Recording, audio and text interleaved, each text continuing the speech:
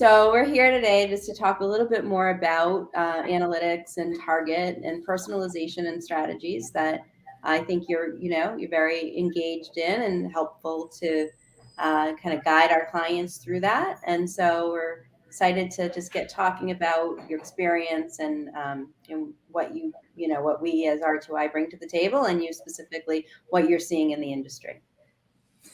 Great. Yeah. And so we've done a few different things so far. I've talked about, you've been asked to do personalization now what, so there's a video out there for that. Really what I'm hoping for, and we've talked about this a lot, is to kind of talk about what people should be thinking about from a landscape perspective. So that's kind of the idea. I hope we can go back and forth on this. But, one of the things to kind of start off with is just asking people what they know, right? And so do you have personas, right? So people are always saying personas. Do those exist? What analytics data do you have already? Do you have some sort of analytics you're collecting? Or is there data being collected from other databases? That's kind of the place to start. Understand what you have out there. So. Mm-hmm. Do you find that, in the clients that are coming to you and you're engaging with, where are they on their maturity levels? And, do I have to have all that figured out before I get started with you? Or can you help me, help folks get started, on day one? That's a great question. Maturity. I always love the maturity question because it really, a lot of it is about perspective, right? But I would say that generally when people come to me, they have a certain piece figured out. They might know where some things exist, but then a lot of times they have the more, I don't want to say silo, but I am going to say it. They have a silo where they are, they know a certain part of the company, but then as they get asked to do personalization, maybe testing, they start to ask questions around, they find out, oh, wow, this data exists here and this data exists here. And there's a bunch over here. And all of a sudden they've got like 35 different databases with different information. So you want to start the process of finding that information out. And of course I can ask the kind of questions like, who owns the content? Where does it exist? How easy is it to update it? Are there any databases like login databases? Do you have your customer database somewhere? Is there survey data at different places? Who owns that? Marketing databases, all those different things you start to ask, et cetera, et cetera, et cetera. And then you go find those people and you find out things exist. So yes, you start to do that. It doesn't mean that we can't start the process and make sure that we get things that could be quick wins up there. But you're trying to find out overall, who am I trying to talk to ultimately? Where does that information exist? And how can I get to it, right? Mm-hmm. Yeah. And I'm just going to point out one of the areas that you just talked about is, there's a lot that can go into it. But, talk about, how I could start small, right? I think a lot of us who think about personalization may think we need to have everything buttoned up. But, when you get engaged and you're starting in a smaller scale, just to toe dip into it, what does that look like? And how can, somebody come to us and get started, even if they don't have all of the elements and all those complex data pieces together? Yeah, it's a great question. And just as we're talking about this from a starting off perspective, all of this is happening. All these different pieces are happening as you go along, and you will get all that information. But there are things out there. I can promise you, you're in meetings all the time and you're hearing the same topics, the same concerns come up in all your different meetings. And so there might be something where someone's really concerned about a certain project you have going on, and that they don't believe this is the right client type, right? And so you can just start there by saying, well, is it? So let's run a test, or let's try to talk to them the way we think that we need to, on the side or through email or something. And then also, as I talked about before, if you have data, just out of the box, if you have any kind of bounce rates, high traffic pages with high bounce rate, and you'll hear this everywhere. I mean, these are simple things, right? High traffic, high bounce rate, or amazing conversion and low traffic. There's those people that you could do things with right off the bat, or a certain area of the site isn't, performing at the way it should. So maybe search is having trouble, or a certain external marketing channel isn't converting as high as it does against industry standards. Those are the kind of things where you can take a look at that and just try simple things. Just wording or imagery or you Mhm. know, changing up the landing page slightly to speak a little differently, or doing consistent messaging across the site based on something you know. So there's a lot of those little ones that you could start with, and I know it sounded like a lot, but really that once you start looking, it isn't a lot. We can pick a couple of those and execute those while we're trying to build our why we understand our landscape, for why we're trying to build a bigger program and understand our landscape better. Yeah. And you talked about the point about content in a way, right? You said assets and copy and imagery. So I think just as we talk about the necessities of what you need to get started, part of it is having a test in mind, and then a lot of it is that content piece. How do you see clients coming in being ready for content variations to allow them to do those test models and whatnot, and and how much content variation do they really need to get started? Well, see, and that kind of goes back to what you were talking from a simple to a deeper perspective, right?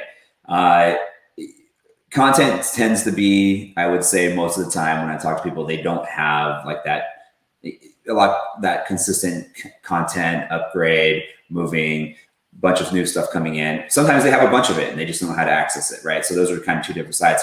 But again, part of doing this is you are scoring and you're determining based on what you know, where it's at, how easily something is to implement, right? How easy is it going to be, right? So if a lot of times you want to start with, oh, I already have this content with some slight changes. Great, let's do those, right? So you don't need to figure out your whole content program, for lack of a better word, before you get started. And I think that's what people run into. They start going and thinking that they have to accomplish, and I mean, everybody says boil the ocean, but they feel like they have to do that before they can execute anything.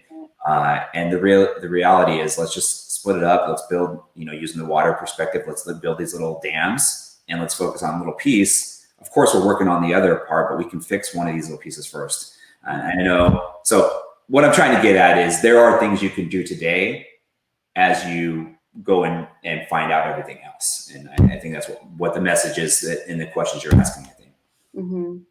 Oh, that's helpful, and it's about bringing together the strategy and the data analysis and then the content, and bringing all that together and trying to start slowly, right? Right. Crawl.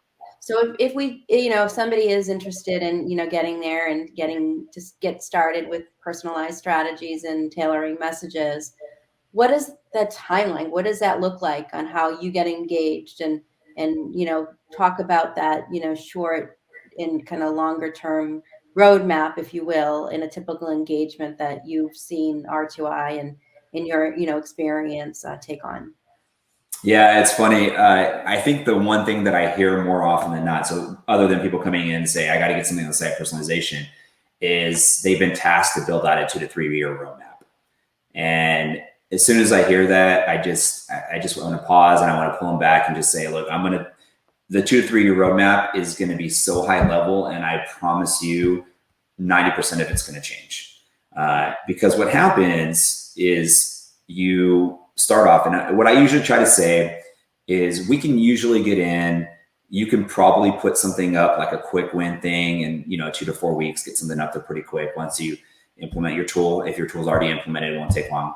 But then as part of it, you kind of want to build out that program, right? And so now we went through and we're understanding where the data is, who the people are.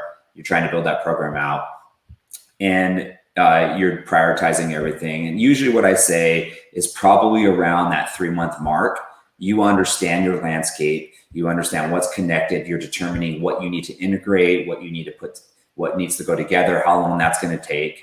And then you have a prioritized listing of everything that that people want to do. You've put out forms that are getting ideas that come in. You have a bunch of you on your own. You've scored them all out. And then you have probably at that point, you have about a 3 to 6 month roadmap from that 3 months. So in a nutshell, you're already doing stuff, don't get me wrong, but that 3 months, you're probably going to be launching a few things. Off of those, you're probably going to know if this goes this way, you're going to launch these other things. And then I promise you from that 9 month perspective, you'll have an idea of what your customers respond to, right? And so you get to that 9 month, and then that's where you can start to build out another probably 6 months, 6 to 9 months. And so now I've got you about a year and a half there. So I'm just trying to say, don't. What I try to tell people is don't get stuck on that 2 to 3 year. Put it out there, and then you have to commit to that, because the problem is you're going to get that 9 month mark, and then you're going to have to go back and say, guess what? We're changing these 3 different things because our customers, our clients told us, no, we don't like that. We want you to do more of this, and then you go all in on that on that learning. Mm-hmm. It's interesting, when I think about this shift in the landscape over the last even 10 years, probably, it was very methodical in a campaign plan, right? I think that, you had your user journey, you had your campaign messaging, and there was a very specific cadence to that experience flow that we would see and implement. But I do think, with the tools that we have available at our fingertips, and the journey maps and the content tailoring and whatnot, it feels like it's gotten a lot easier. But it feels that maybe people don't quite understand how easy it can be. So tell us about how, you go through not only showing, short wins, and that, you get engaged and you have a short win.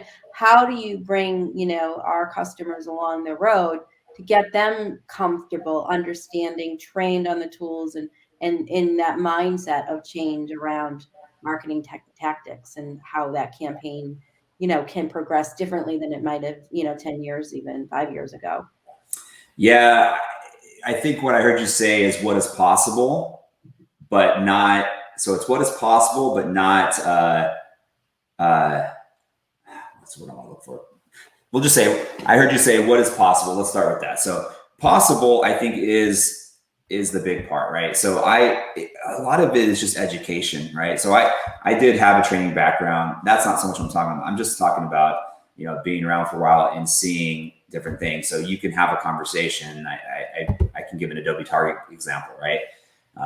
What people don't know is there's a out of the box Adobe Target piece where you can set a bunch of content. So you can say, hey, I've got these 7 different pieces of content, and we just need to. Actually, I'll use a better example. We have 7 different brands, and we don't want to. We're not supposed to promote one more than the other. We need to give them all equal view. So you have the 7 different brands, and let's say you have a homepage section. You can just set it in there, set something up that will show one brand.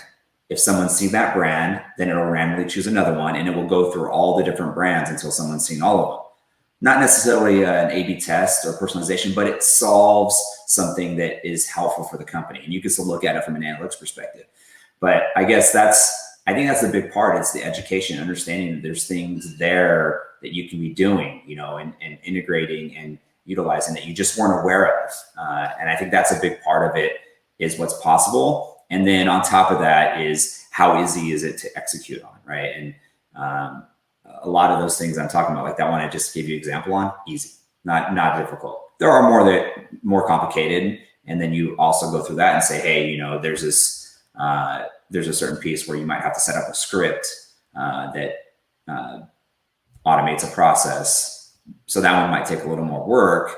We'll kind of put that one in there as really important, but it might be more like in the 5 months down the road versus like let's do it next week. Does that kind of answer your question? Yeah, and I think what's also helpful is you touched on that training experience, and I think what we often bring to the table isn't just, here we're implementers, or here we're going to do it for you, but we will guide you. We want to educate, and we're very passionate about tailoring these experiences, doing data-driven strategies, and we can help educate a team to mature that team's thinking, not just have somebody doing it for them. Is kind of, we're there as an extension of a brand team, a marketing team. And, we take pride in, acting as though we're part of their group. Right. And I think that's definitely something that you bring to the table, and your team brings to the table, that, people want to learn, and we're here to help guide them and teach them and get them set up. Yeah, no, I appreciate that, and I think that my biggest success is when they feel like I'm just part of the team, right? Which is the goal. That's what I want to be. I want to be part of the team. Anytime I've built out teams for myself, whether I have contractors or full-time employees, I always tell them that I don't care. You're part of the team no matter what, right? And that's the same thing that I try to be. And you're right. Like from a training perspective, I think the big part of it is that I like to share is I have been there. I have been responsible for it, and at different companies where I'm going to be the one they're looking at for success or not. So I want you to be successful. I want you to avoid the gotchas or the things that I've ran into or I've seen. And make you a champion. I mean, that's really the ultimate goal is when you work with us, we're trying to make you a champion for the company and looking great because we want to look great with you. And so, yeah, I love teaching. The hardest part is teaching technical concepts to a non-technical audience, but I've done that for a long time. So I try to give all those best little ways to look at it, and I'll catch things. Yeah. So I agree. But that's ultimately what we're trying to do is we want to make you champions, and we like being part of the team and continue to grow for you. So if somebody's thinking, listening to this and it hits a little bit of their sweet spot and trying to defog what it means to do personalization and trying to just take that toe dip in, what would they do to get started here? How do I get in touch with you, or how can they, what would they need to just start the engagement as far as getting some ducks in a row, I guess, if they're interested in getting started with us? Yeah, I mean, obviously, you can always go to the website, r2integrated.com. You can find me on LinkedIn at Joaquin, look for Joaquin Viramontes. I think I'm like the only one out there, but find me on LinkedIn. There might be one or two others. I'm just kidding. And then, reach out to us. We can even just get together and just take a quick look at what's going on, have a quick conversation, put something together so we can help support it and just figure out where it makes sense for us to jump in, and we're talking about personalization, but we have a company that's strong in analytics. We have content team. We have a lot of different digital. We really can provide the wide range. And I know a lot of times people say, oh yeah, whatever, you can do everything. But the reality is we do have the people for that. And we did it on purpose because a lot of times if you're just supporting one piece, even if it can be beneficial, there's always questions that come in as part of the other. So even if you just sign on with this personalization, I can reach out to analytics. I can reach out to somebody that's an AM developer. I can reach out to somebody that's got strong skill sets in a lot of different products that if I don't have that. And that's what we're about. We really want to support you throughout the process. Mm-hmm. Great. No, I think that's great. One last question, just around, where do we apply the personalized strategies? Is it, just web? Is it email? I think we're seeing a lot of maturity, omni-channel in multiple places, leveraging the, Adobe stack to support that. Can you talk a little bit about that experience and how you see, the tools kind of in the platforms support the tailoring of content across different touch points and experience for the end customer?